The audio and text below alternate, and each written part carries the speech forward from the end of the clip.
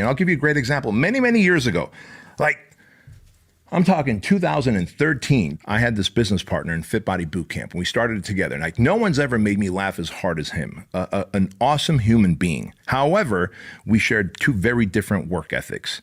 We shared two very different levels of discipline. And so he was constantly giving me anxiety, to the point where when I would hear his car drive up to the old place that we didn't even have an one HQ like we do now. We were renting a place from Rosanna Mitchell, this angry divorce attorney here in Chino Hills. And like, she wouldn't even let us put up a sign on top of the building, man. Like, we had like a little 8.5 by 11 that we taped to the window that said Fit Body Bootcamp headquarters. And so when my old business partner would drive up to the building, I would hear his Corvette, and just the sound of the engine would start make my chest tighten and my heart race.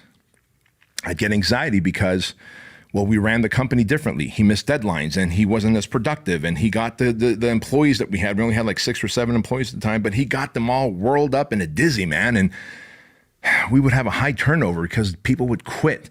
And that whole thing gave me anxiety. And for at least a year and a half, I did nothing to talk to him about it. I didn't address it. I was just kind of waiting for the other shoe to fall. And then one day I was so pissed at something he did that I texted him this angry text message, all caps and multiple exclamation points. And I was like, you got to meet me at the headquarters. It was Saturday. I remember that. You got to meet me at the headquarters. And I had this conversation with him like, man, either you go or I go, but we can't do this anymore. I'm at my wit's end. I'm fucking anxious and overwhelmed every time I see you or hear you pulling up. And he's like, bro, you know what? I feel the same way. Yeah, why don't we part ways? In fact, why don't you take over Fit Body Bootcamp? Because I said, hey, either you take over or I'll take over, but we can't keep running Fit Body Bootcamp. It's not going to work. Like, I'm going to lose my mind. And I'm thinking like it's going to be something really bad, right? Like, we're going to fucking duke it out or something. The guy was just like, hey, you know what? I feel the same level of tension. And so how about this? The employees seem to like you more than me, so I'll leave. You stay.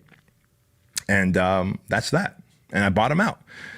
But in my head for a year and a half, I created this massive story, how things were going to unfold, and he was going to be pissed, and he was going to argue with me, and I was going to argue with him. And so action really does alleviate anxiety. When I took that action, like the next day, Sunday morning, I'm like, man, life feels really good. And why do I feel this way? Because I don't have this tension with the business partner who's also a friend, right? So I'm here to tell you that rule number 4 of life is to understand that anxiety is anticipation of future pain, and action alleviates anxiety. And if you don't lean into action, you will not lose that anxiety.